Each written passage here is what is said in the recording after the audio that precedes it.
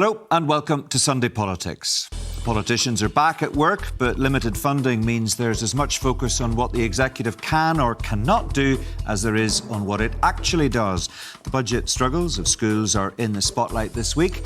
I'm joined by the Alliance Chair and the Sinn Féin Deputy Chair of the Education Committee to talk about that, and by a union representative who's hoping workers won't have to strike again. Plus, it's not just education, health and infrastructure that are feeling the pinch.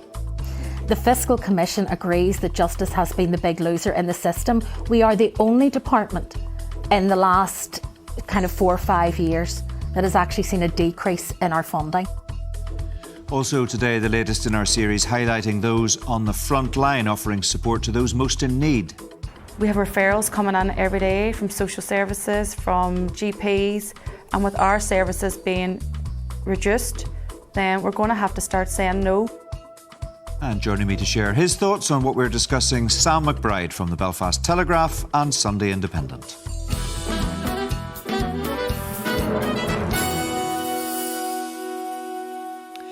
The news on Friday evening that 10 schools won't now be getting long-planned and badly needed new buildings put the cap on a difficult week for the education sector. During this time, we've learned more about a lack of money to sort out pay grading for support workers in the sector and the growing crisis in the recruitment and retention of teachers due to the low salaries and big workloads. The Education Committee met this week and heard loud and clear many of the concerns of the unions involved. Joining me this morning are the Alliance Party's Nick Matheson, who chairs the committee, the Sinn Féin Deputy Chair, Pat Sheehan, and Conor McCarthy from the union Unison, which is involved in the pay negotiations for support workers. Welcome to all of you and thanks for making the time to join us today. Conor, first of all, there are a lot of figures and details around pay deals going on at the moment, but the issue here is that money earmarked for resolving pay disputes does not, we now know, include support workers in schools.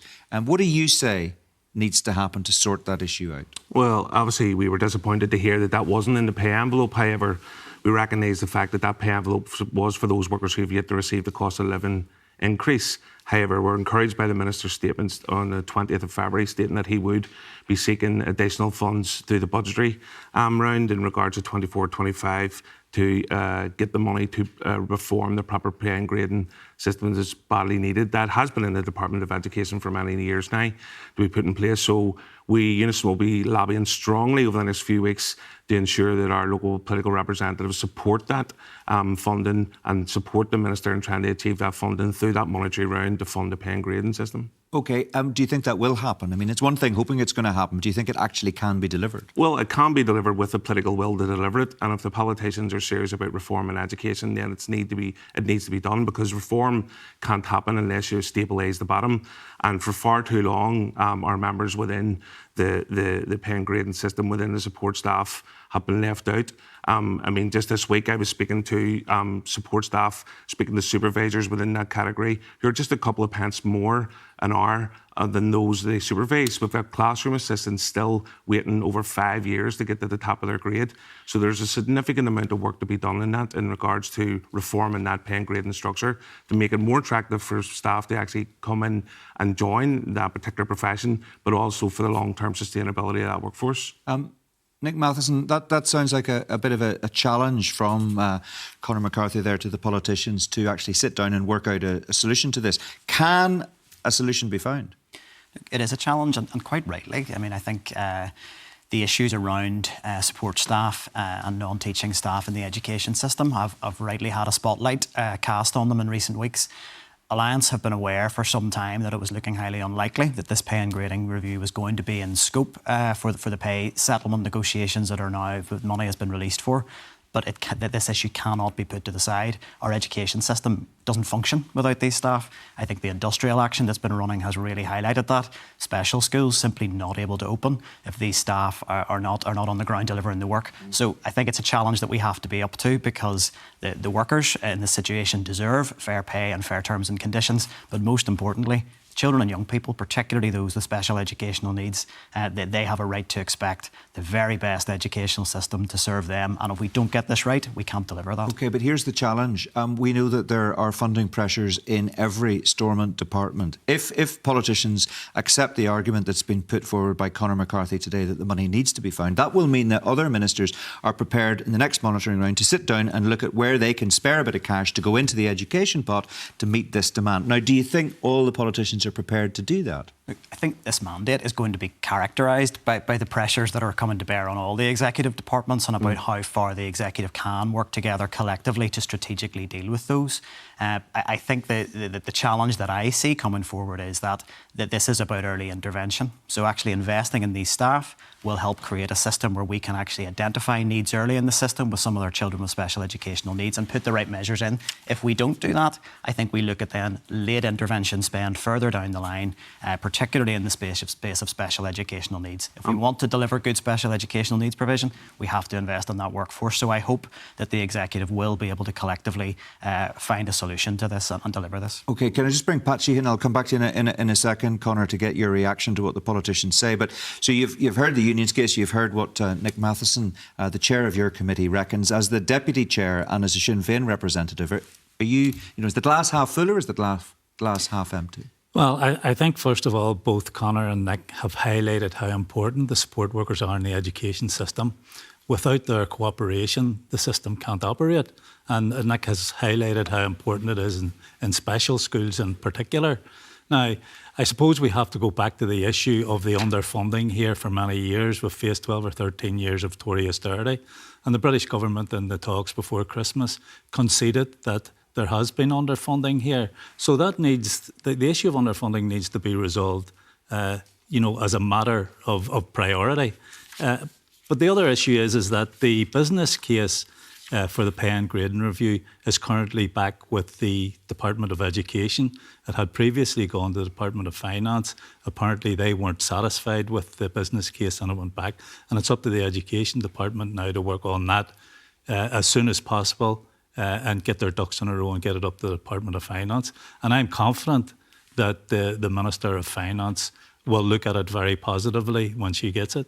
Yeah, Mark, and just in your clip where Naomi was talking about in regards to the Institute of Fiscal Studies agreeing that the Department of Justice was chronically underfunded. They actually agreed that Northern Ireland was chronically underfunded for going back many years, and if they adapted the same formulas and currently in Wales of a new fiscal floor, then we would be much better off incrementally by billions. So we are glad to hear, Unison are glad to hear that the Assembly is united in pressing the British government to ensure that it releases that money, because we do not have that money here in regards to existing budgets to address those capital expenditures that are needed to fix schools, and those 10 schools are not being built. That must come from the Treasury and it must come from the money that they owe us.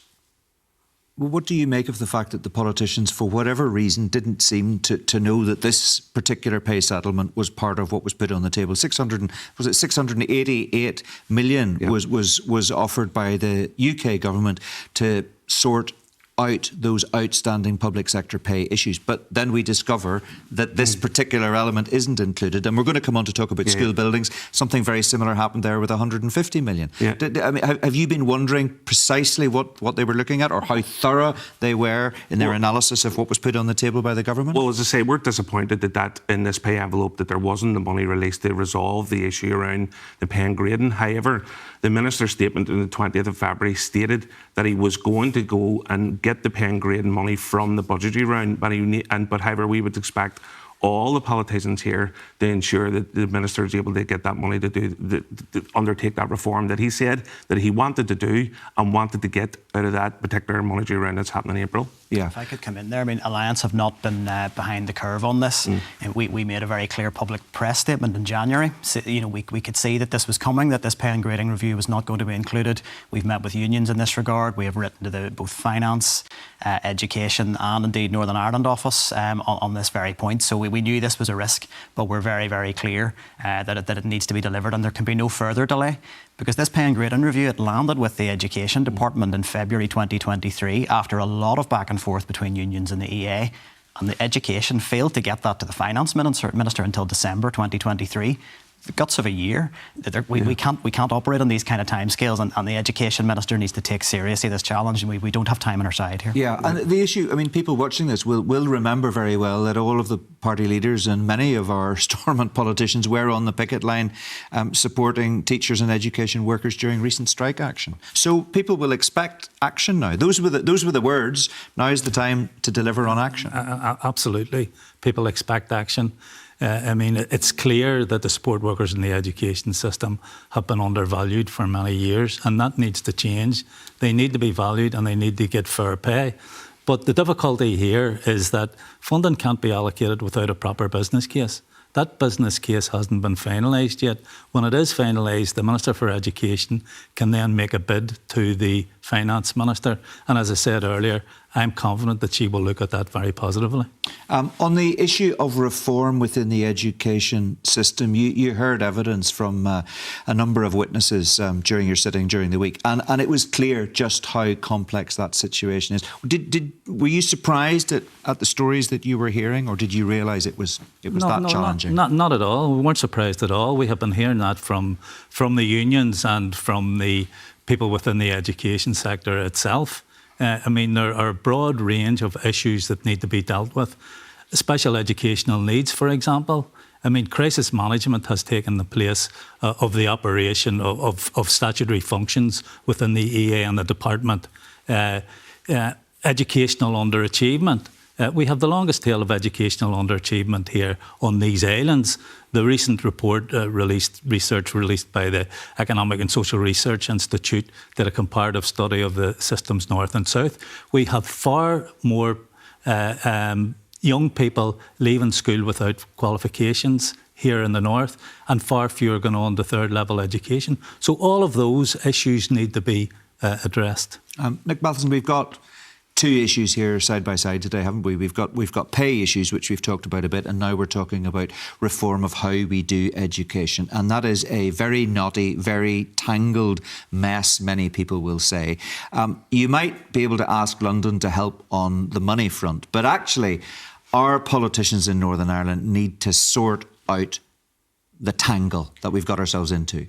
Absolutely, and I don't think you can overstate how complex our education system is and how complex even the system to fund it is. And that makes it more expensive to run. It does indeed, in our view. So I would say two things. I would say, firstly, from the committee's point of view, I and Pat alongside me made it a priority to ensure that the teaching unions were in on our very first evidence session, because I think it is important that as a committee, but also that the public hear what it is actually like on the ground for schools. And I think, to use the word crisis, it gets bandied around a lot. School budgets are in crisis, so that is an issue we have to address, but it will not, as you say, just be addressed with funding. Our educational system needs transformed, and I will certainly be pressing the Minister to actually grasp that nettle and deal with that work. And one of the first things that I would say in that regard is around our very, very segregated, divided system, which undoubtedly creates additional costs. So we would be calling on the Minister to bring forward a full audit of the cost of division in education and an action plan to tackle it. There's been much debate around different academic studies. We've been talking about this for decades. We have, there are so many interest groups. It's impossible to get people to sign up to the way forward. We have been talking about it for decades, and under both Sinn Féin and DUP education ministers, there's been no will to address this issue of our divided system. But I think the time for tinkering around the edges is definitely long past, and we need a full audit of those costs and an action plan to address. Does that make sense, Pat Sheehan, to you? Do you agree with that way forward? Yes, I do. In fact, both Sinn Féin and the Alliance Party worked very closely together to bring forward the Integrated Education Act in the last mandate. We also worked to repeal the legislation that allowed schools to discriminate when recruiting teachers that fell outside the fair employment legislation. So we made very positive moves in the last mandate. I worked very closely with Chris Little, who was the chair of the Education Committee at that time, and I intend working very closely with Nick in this mandate, and I have no doubt that we can make massive progress in this mandate, albeit there's only 3 years left, but I'm satisfied we can do that. OK, Nick Matheson, I want to talk to you about the issue that emerged on Friday evening, school buildings. People may well be surprised to hear now that part of the £3.3 billion package includes £150 million from a previous deal with Westminster 8 years ago. Did your party know that? And if you didn't, why not? Okay, so I think to be clear in this, first of all, I want to outline our understanding that the 150 million that the Northern Ireland Office or the UK Treasury has reprofiled to put back into the financial package. Our understanding is that sits in the separate 650 approximately million transformation package or fund that has been made available to the executive. We were very aware during the talks process in December that the Northern Ireland Office and the Treasury were thinking along the lines of reprofiling existing funding streams. And we were very clear, and I think we were perhaps the only party that were alive to this issue. Naomi Long put it in writing to the Secretary of State that any attempt to remove Fresh Start money to go back into a transformation pot would have the only outcome would be negative outcomes for integrated education, that he should not rely on the executive acting in good faith and ensuring it's invested back in integrated education. So that was put clearly in writing.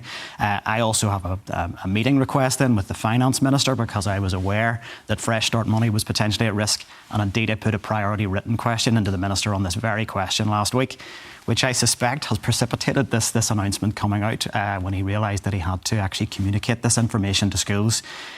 Really, the decision taken by the Northern Ireland Office is ill-judged, and I think it is now for the Minister to do the right thing and ensure that these schools do not lose out. They are sitting, some of them with shovel-ready projects, and the idea that they should lose out at the stroke of a pen from the Secretary of State is not acceptable.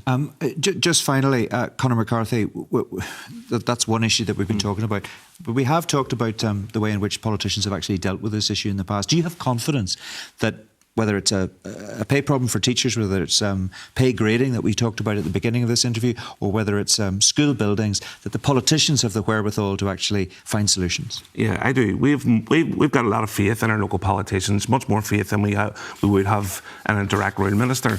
So we do see this as a positive way forward in regards to our local politicians grasping the nettle and dealing with these issues, particularly around the pay and grading. On the school buildings issue, a word of warning to all politicians that gap in funding for the capital investment for schools does not mean you go down a lane for an excuse for PFI. PFI has been introduced here before and it's failed miserably, and we're actually still paying for that. So it's a word of warning that the PFI route and the direction of travel would be very much opposed by the trade union movement. OK, and that's the public finance initiative you're talking about, which is a whole other controversy in its own right. Need to leave it there. Thank you very much indeed. Something we're definitely going to come back to in the weeks and months ahead. We appreciate your time. Let's just bring in Sam McBride, who's been listening to what we've been discussing. Let's talk about the pay and regrading issues. First of all, do you think people, having heard what our politicians in particular have had to say today, and having their feet held to the fire to some extent by Conor McCarthy from Unison, do you think people watching this will be optimistic about the direction we're moving in?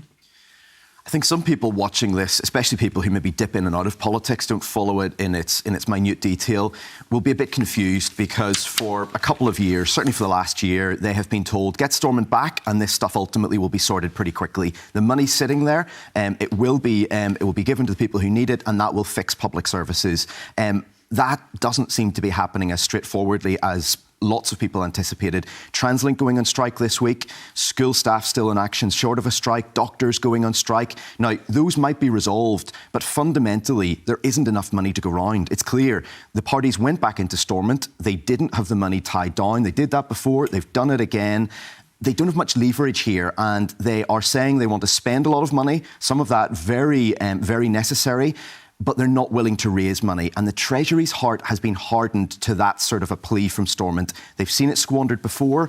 They are saying, you dip your hand in your own pocket, and yes, we'll maybe give you some then. Yeah, and yet there is no sign that is a step change that is about to happen. No, and there are lots of ways this could be done. There's arguments about very emotive things like water charges, but you could target this in very specific ways at the wealthy. There are wealthy people in Northern Ireland. There are people who could pay extra, and there doesn't seem to be any political will whatsoever. For many years, Alliance were more robust than this, but I think as they've got bigger, it's become easier, I think, for them to be quieter about that. So in principle, they still agree on things like water charges, but I don't see a great deal of pressure coming to say, actually, actually, we need this money for really pressing issues, and here's how we could raise it. What about the issue of school reform? Because the way in which education is delivered, as our two politicians have pointed out, is enormously complex and frankly getting more complicated with every week that passes. And look, we've got, what, three school systems, and that's actually simplifying it, because within those you've got other sectors. I think one interesting element of this is that Paul Given has sitting on his desk lots of applications from schools for integrated status. How quickly does he move on those? The DUP at one point under Peter Robinson were very enthusiastic about this in terms of their rhetoric. Now they've got their hands on the levers of power. Does he really show that he's a different sort of DUP minister and move quickly, or does he stall on those? Is he really committed to integration, which will have lots of implications, but one of them is financial? OK, Sam, for now, thanks very much indeed. We'll talk to you again a bit later in the programme. Well, as we've been saying, hard choices always have to be made about how funding is allocated, especially in terms of supporting those who find themselves on the front line. In a moment, we'll hear from the Justice Minister, Naomi Long, but first we've another short film in our occasional series, The State We're in which we've been hearing from some of those providing help for those who need it most.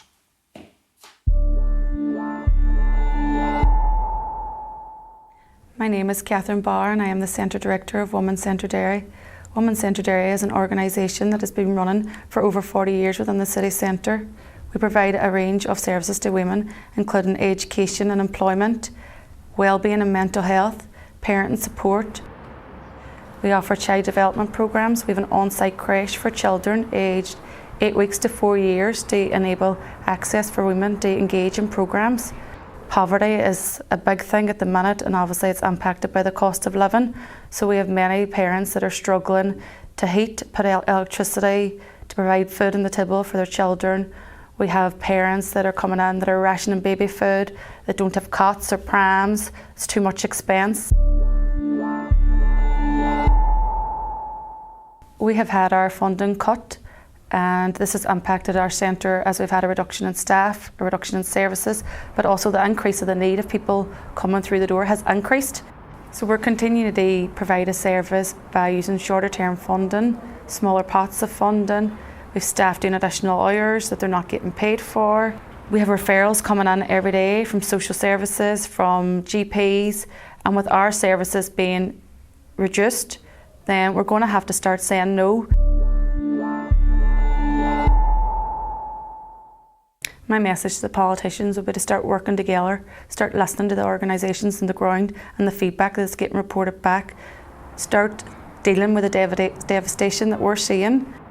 They need to be signed off. There needs to be budgets aligned with the strategies to ensure that they're successful, and we need to start tackling this because it's affecting the women and children on their everyday life, and it's definitely going to have an impact on their future. Catherine Barr from the Women's Centre Derry. Now let's hear from the Justice Minister, Naomi Long. She described her department as the big loser compared to other ministries when she spoke to our crime and justice correspondent, Julian O'Neill, at the end of last week. If you look, for example, our budget overall in Northern Ireland has increased by about 43% since 2011-2012. The Department of Health's budget has increased by 70%, the Department of Education by 43%, Justice by 3%. So had we even just matched inflation, no increase, but just matched inflation, we would be sitting with over £420 million more than we have today. Now that's a significant amount of money for the Department of Justice to be able to do interventions, make changes, speed up justice and help victims.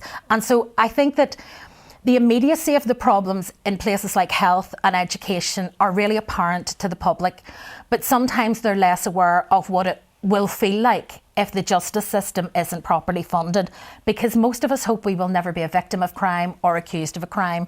But when you are in either of those categories, whether justice works or not really matters. Are you in there battling for the department, and are you being listened to?